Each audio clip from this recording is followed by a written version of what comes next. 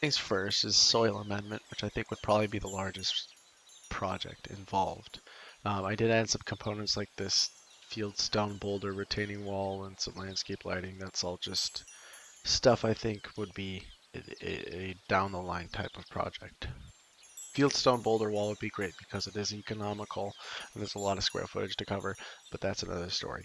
Um, anyway, so the soil amendment is really important.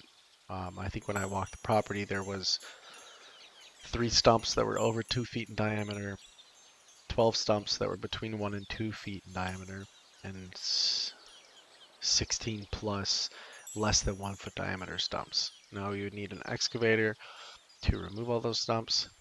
You would need a skid loader to do the grading, which includes the rough grade, the final grade, and we would be using a mini skid loader to do some dual machinery work to improve our efficiency in the project. Um, I, so once all those stumps are removed, we'll go through with a Harley rake, which is an attachment that goes on the skid loader to rototill the existing soil.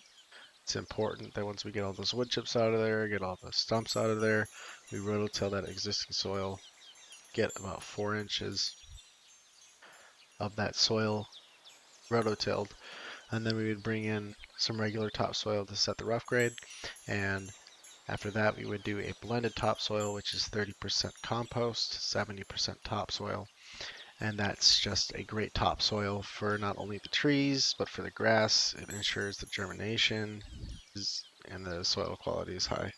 Um, as far as trees go, there's one tree over here that's dead, and there's 2 trees over here that are dead, and there might be a couple reasons for that.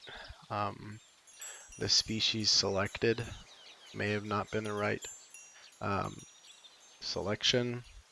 The condition of the surrounding soil is probably not allowing these trees to flourish, and all that stuff. Now I can go through some different tree selections. For now, I'll just give you a rough price of how much it would cost to select a tree that is fit for that area. You've got those large trees casting shade. You've got, different soil qualities and heights. This area over here is probably a lot drier than this area over here, etc. Each of the trees would get a mulch bed around them. And then this bed would have kind of this natural curvature mulch bed with this riprap rock to prevent erosion. Let's see, what else do we have to go over?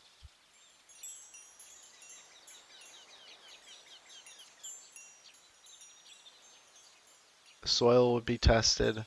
We'll do multiple soil tests throughout the entire process. The trees would get a 6-month warranty.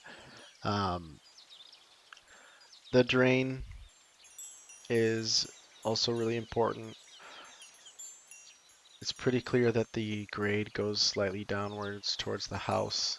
And then there might be a slight grade that we can achieve going this way. So we'd get a dual grade going from here down and from this side this way. That would be connected to 3 catch basins. This whole system would be constructed with solid PVC. The catch basins would collect the surface water that is graded towards them, and then those catch basins would be connected to a French drain system that runs in the ground and comes out over on the side of their property back into the woods over there. The French drain system collects subterranean water. It's about a 2-foot deep trench that's landscape fabric. It has, 2-inch drainage rock. It's got solid Schedule 40 PVC perforated pipe. It's the whole shebang. And that would collect surface water and subterranean water, allowing this area to stay a lot more dry and stop flooding. Obviously, there's going to be a lot of topsoil put in there, but it's also very important that we put a drainage system in there as well.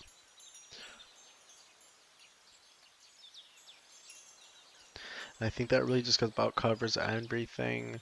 So yeah, let me know what you think.